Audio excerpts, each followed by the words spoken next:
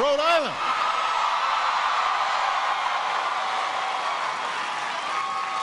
Hello, everybody.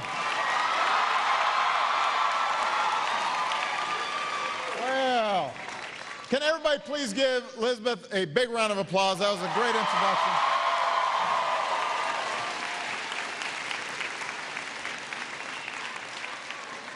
Happy Halloween, everybody. I see a lot of you came as college students.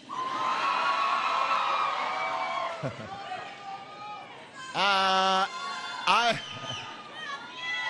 love you too.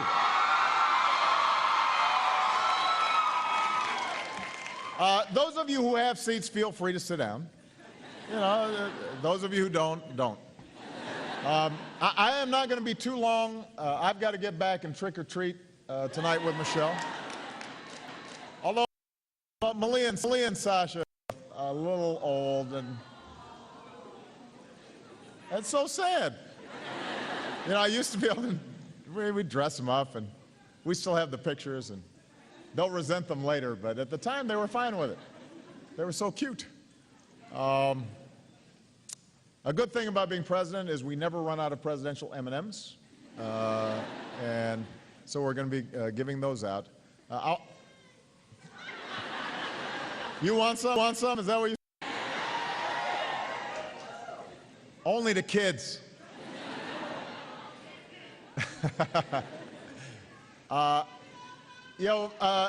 We're so proud of Elizabeth, not just for the wonderful introduction, but for being so determined about her education. And she's a really remarkable young lady. I had a chance to speak to her before we came out. Turns out she went to school with my niece and nephew, which, that's right. Classical, is that right? So that was neat. I have also brought some Halloween characters with me. Our Secretary of Labor, Tom Perez.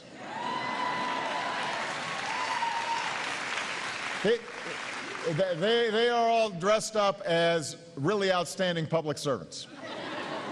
And Tom has just been doing extraordinary work. His lovely daughter is here, who's a freshman at Brown. Your great senators, Jack Reed and Sheldon Whitehouse.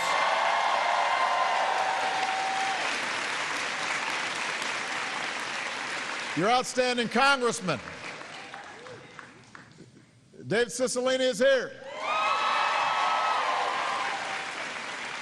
Jim Langevin is here. And we're proud of both of them.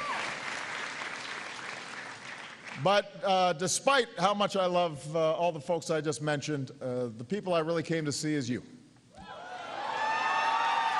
Because every decision I make, every single day, all the policies I pursue as president are all aimed at making sure we restore the promise of this country for your generation and for every generation that comes after. Now, the good news is we've made a lot of progress since the worst economic crisis of our lifetimes.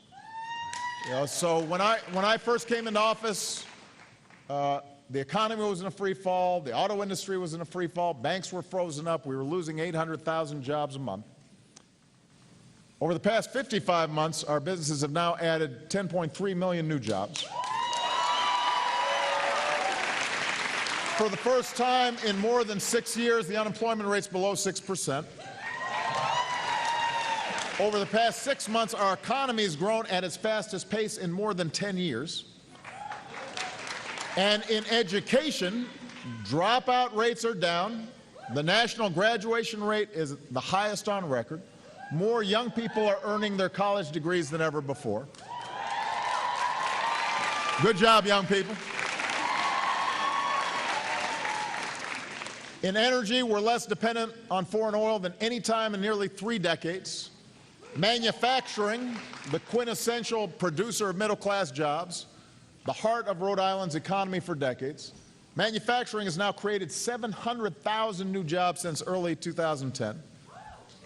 10 million Americans have gained the peace of mind that comes with having health insurance.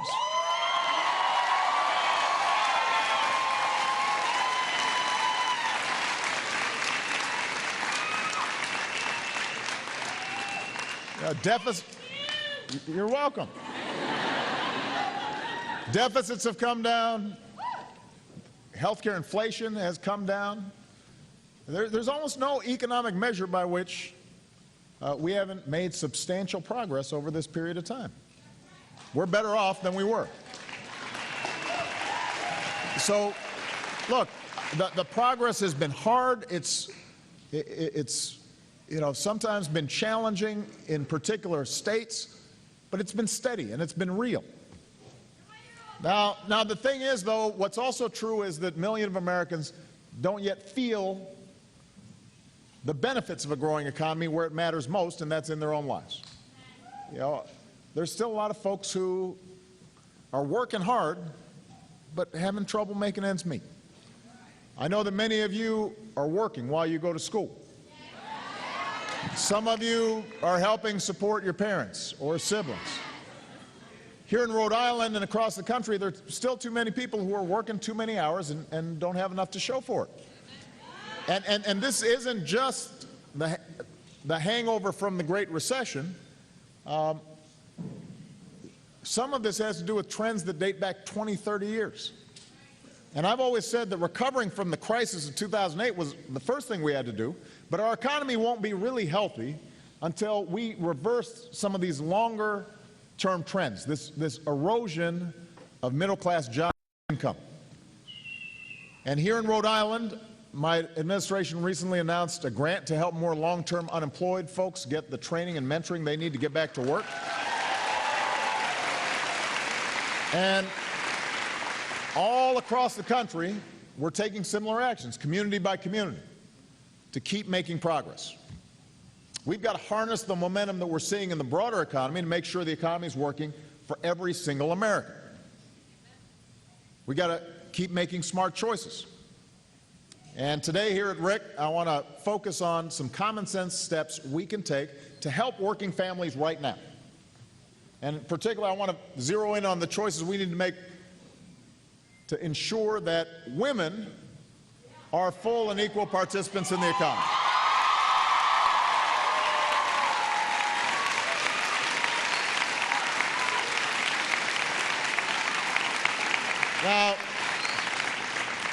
Now, men, I don't want you to feel neglected. I like men just fine.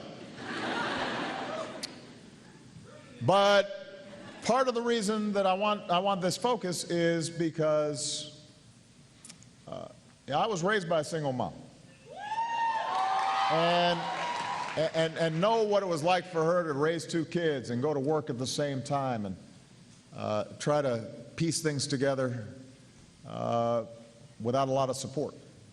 And my grandmother, who never graduated from college but worked her way up to become vice president of a bank, I know what it was like for her to hit the glass ceiling and to see herself passed over for promotions by people that she had trained.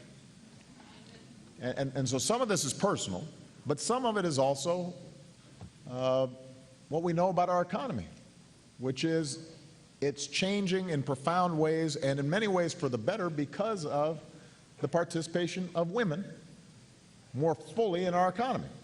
So earlier today I met with a group of women business owners and working moms, and Elizabeth and your president here, and they were sharing stories that probably sound familiar to a lot of people. Studying for finals after working a full shift, searching for child care when the babysitter cancels at the last minute, using every penny of their savings so they can afford to stay home with their new baby. And so I kept on hearing my own story. I kept on hearing about my mom struggling to put herself through school, or my grandmother, hitting that glass ceiling. And I thought about Michelle, and I told some stories about when Michelle and I were younger and getting started, and we were struggling to balance two careers while raising a family. And my job forced me to travel a lot, which made it harder on Michelle. And we would feel some of the guilt that so many people feel. We're working, we're thinking about the kids, we're wondering whether we're bad parents, we're wondering whether we're doing what we need to do on the job. And it's the catch-22 of working parents. We wanted to spend time with our kids, but we also wanted to make sure that we gave them the opportunities that our hard work was providing. And then, of course, I think about my daughters. And the idea that my daughters wouldn't have the same opportunities as somebody's sons, well, that's unacceptable. That's not acceptable. So I say all this because, to the men here, we all have a stake in choosing policies that help women succeed. Women make up about half of America's workforce. For more than 2 decades, women have earned over half of the higher education degrees awarded in this country. And you look at Rick's student body, almost 70% women. In colleges nationwide, there are more women graduating than men, which means that for the first time, America's highly educated workforce will be made up of more women than men. So, but here's the challenge. That's all good news. The challenge is our economy and some of the laws and rules governing our workplaces haven't caught up with reality. A lot of workplaces haven't caught up with that reality. So while many women are working hard to support themselves and their families, they're still facing unfair choices, outdated workplace policies. That holds them back, but it also holds all of us back. We have to do better because women deserve better. And by the way, when women do well, everybody does well.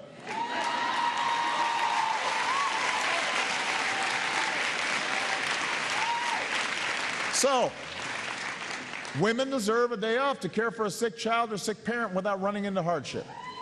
And Rhode Island's got the right idea. You're one of just 3 states where paid family leave is the law of the land.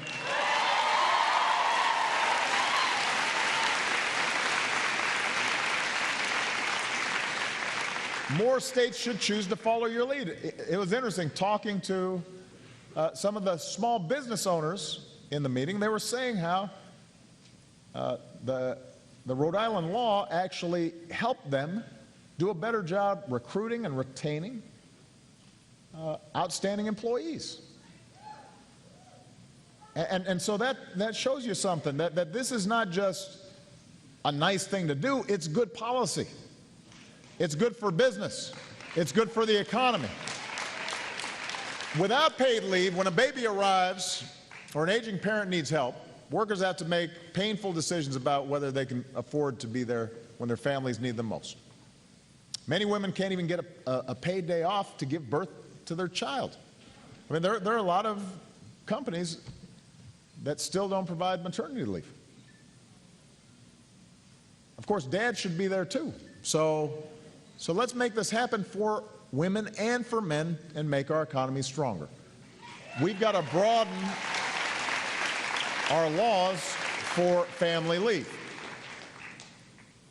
Moms and dads deserve a great place to drop their kids off every day that doesn't cost them an arm and a leg. We need better child care, daycare, early childhood education policies. You know, in many states, sending your child to daycare costs more than sending them to a public university. True? And too often parents have no choice but to put their kids in cheaper daycare that maybe doesn't have the kinds of programming that makes a big difference in a child's development. But, you know, and sometimes there may just not be any slots, or the best programs may be too far away. And sometimes someone, usually mom, leaves the workplace to stay home with the kids, which then leaves her earning a lower wage for the rest of her life as a result. And that's not a choice we want Americans to make. So let's make this happen. By the end of this decade, let's enroll 6 million children in high-quality preschool, and let's make sure that we are making America stronger. That is good for families. It's also good for the children, because we know investing in high-quality early childhood education makes all the difference in the world, and those kids will do better. So we need family leave, we need better child care policies, and we need to make sure that women get an honest day's pay for an honest day's work.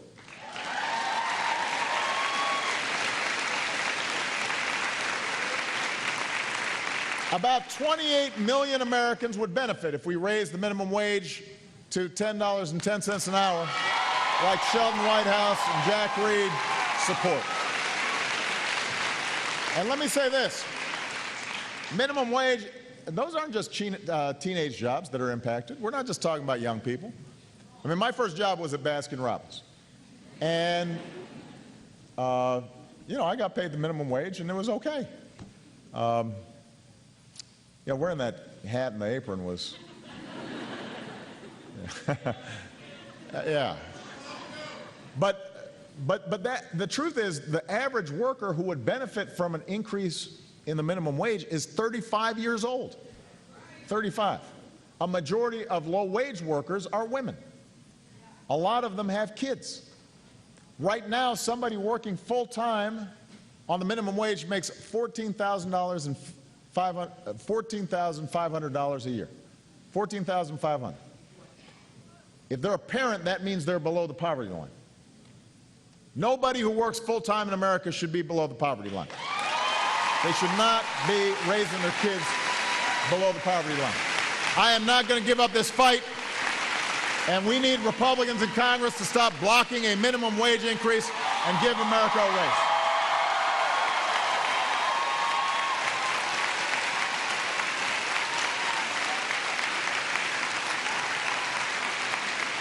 And if a woman is doing the same work as a man, she deserves to get paid just like the man does.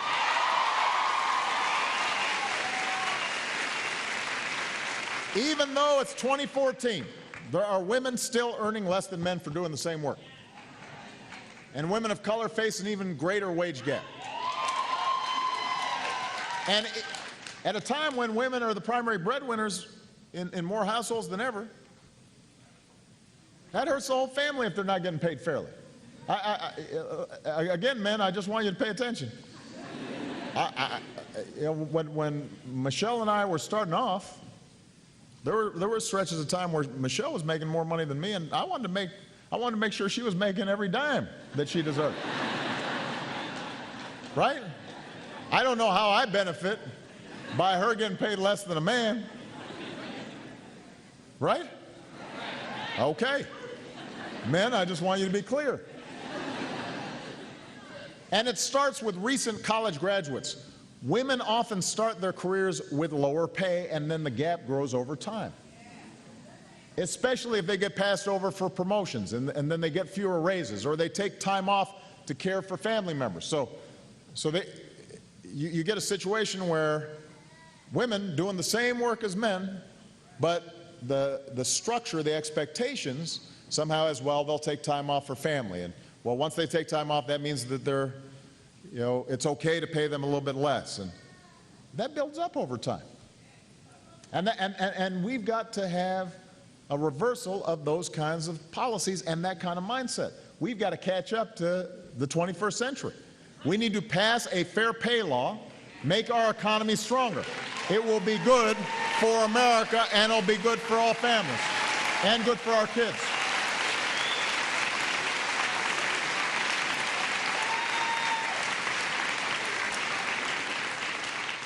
While we're on the topic, women deserve to make their own health care choices, not politicians or insurance companies.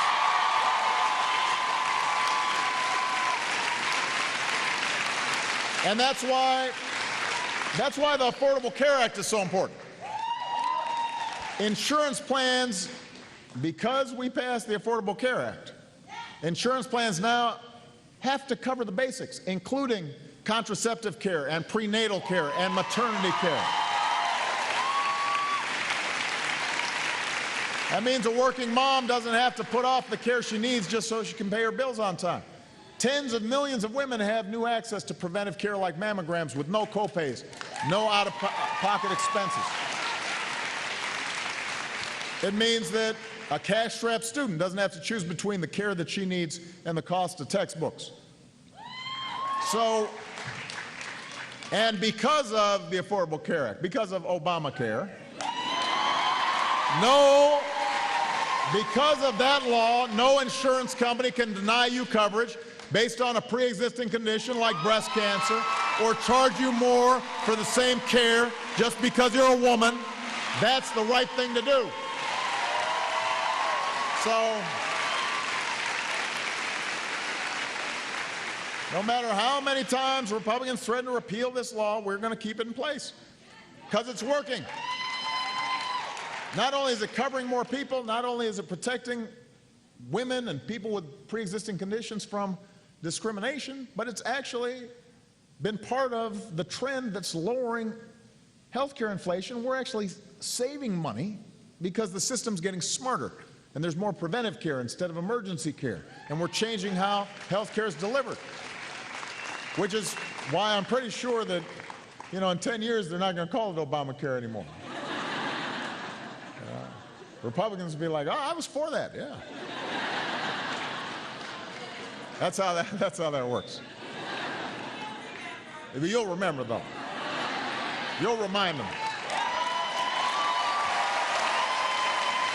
Now, to really make sure that women are full and equal participants in our economy, we can do some of this administratively, but it requires not just changing laws, it requires changing attitudes. And more companies are changing attitudes. And this is really good news. JetBlue, for example, has a flexible work-from-home plan for its customer service reps. They found it's led to happier, more productive employees and lower costs. Google increased paid leave for new parents, moms and dads, to 5 months. 5 months. And that helped cut the rate of women leaving the company by half. And when I was having a conversation with some of the women business owners before I came out here, they were saying, it's really costly when you lose a good employee and you've got to train somebody all over again.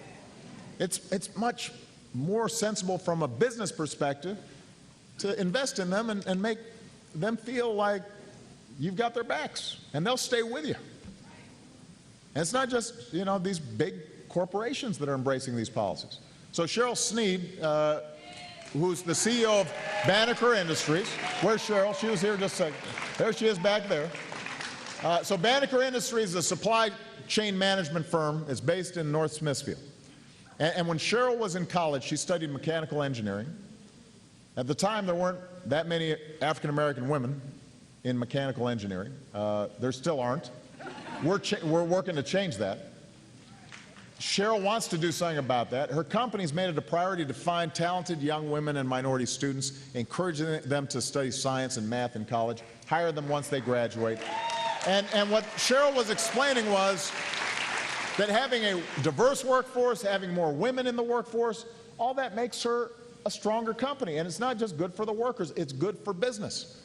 So if large businesses like Google, small businesses like Cheryl's all see the wisdom of this, let's join them. Let's encourage more women and more girls into fields like science and technology and engineering and math, and let's work with those companies to ensure that family-friendly policies can support more women in that workforce.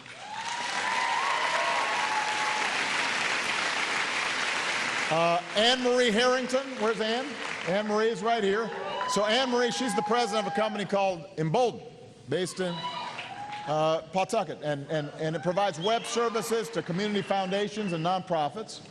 Small business, about 20 employees, 21 I think she said. She just hired somebody, must have been. But she lets them work from home and keep a flexible schedule when they need to. And she says that's increased her company's productivity. So I'm taking a page from these companies' playbooks. This summer I directed the federal agencies in the executive branch to put flexible workplace policies in wherever possible. Make it clear that all federal employees have the right to request them. We want the best talent to serve our country, and that means making it a little bit easier for them to maintain that work-family balance. But these are issues that are too important to hinge on whether or not your boss is enlightened. We have to raise our voices to demand that women get paid fairly. We've got to raise our voices to make sure that women can take time off to care for a loved one, and that moms and dads can spend time with a new baby. We've got to raise our voice to make sure that our women maintain and keep their own health care choices. We've got to raise our voices to basically do away with policies and politicians that belong to in a Mad Men episode. Mad Men's a good show, but that's not who we want making decisions about our workplaces these days. When women succeed, America succeeds, and we need leaders who understand that. That's what we need. So, if you care about these policies, you got to keep pushing for them. They shouldn't be partisan. Republicans and Democrats should be supportive of all these issues. I was talking to Tom Perez. He had just come back from Europe. He's talking to chambers of commerce and conservative politicians. They were all supportive of family leave, supportive of child care, because they understood it actually made the economy more productive. This isn't a liberal or conservative agenda. When I talk to women like the ones I spoke to earlier, when I hear folks' stories from across the country, and when I think about my own mom and how she made it all work, or my grandmother, you know, nobody's looking at these issues through partisan lenses. We're not Democrats first or Republicans first. We are Americans first, and as Americans, it's up to us to protect and restore the ideals that made this country great, and that is that in this country, no matter who you are, what you look like, where you come from, whether you are male or you are female, here in America, you can make it if you try. That's the promise of America. That's the future I'm going to fight for. I want you to fight there with me. Thank you, everybody. God bless you.